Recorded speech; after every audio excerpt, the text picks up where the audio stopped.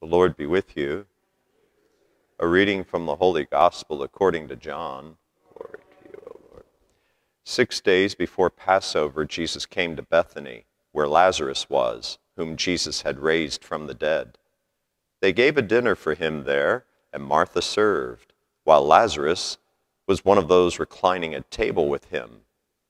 Mary took a liter of costly perfumed oil made from genuine aromatic nard, and anointed the feet of Jesus and dried them with her hair.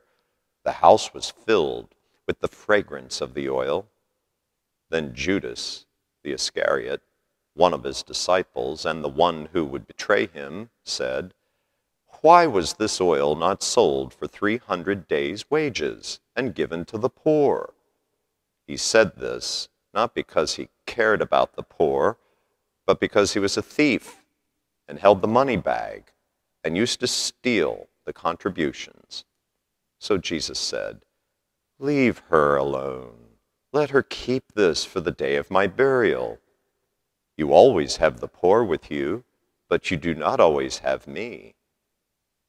The large crowd of the Jews found out that he was there and came not only because of him, but also to see Lazarus, whom he had raised from the dead. And the chief priests plotted to kill Lazarus too, because many of the Jews were turning away and believing in Jesus because of him. The Gospel of the Lord.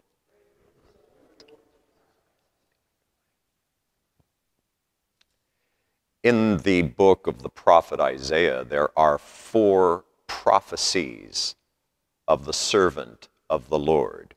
We heard the first one this morning. We'll hear the second tomorrow morning, third on Wednesday, and the fourth one is reserved to Good Friday.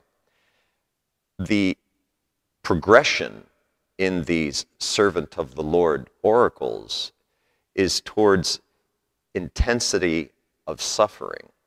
It starts out with a kind of a universal note that my servant is not going to simply serve Israel, but will be a light to the nations. And of course, this servant is reflected in Jesus, except that Jesus does become the bruised reed that gets broken. He himself becomes the smoldering wick that becomes quenched by the suffering that he endures. So Israel reflected on these servant of the Lord psalms and wondered, who does it really refer to? Does it refer to some person in the future? Does it refer to Israel, a kind of personification of the nation and its sufferings? Does it refer to Jeremiah or one of the prophets? They really weren't sure. So you have this theme. But another great theme throughout the Old Testament is the theme of the coming of the Messiah, who would come on the day of the Lord, ushering in the full reign of God, not only for Israel, but for the whole world. But the one thing that the people of Israel did not expect was that this suffering servant of the Lord and the Messiah could be the same person. That never occurred to them. In fact, it would seem to be putting 2 opposites together. And yet that is what God has done for us. There are some religious traditions, religious orders, theologians who think or say or make arguments for the idea that God would have become man even if we hadn't sinned. That's never been the Thomistic or the Dominican position on this matter. The Dominican position is a bit more realistic. This is what we got. We don't know what we would have had if Adam and Eve had never sinned. What we know is that they did.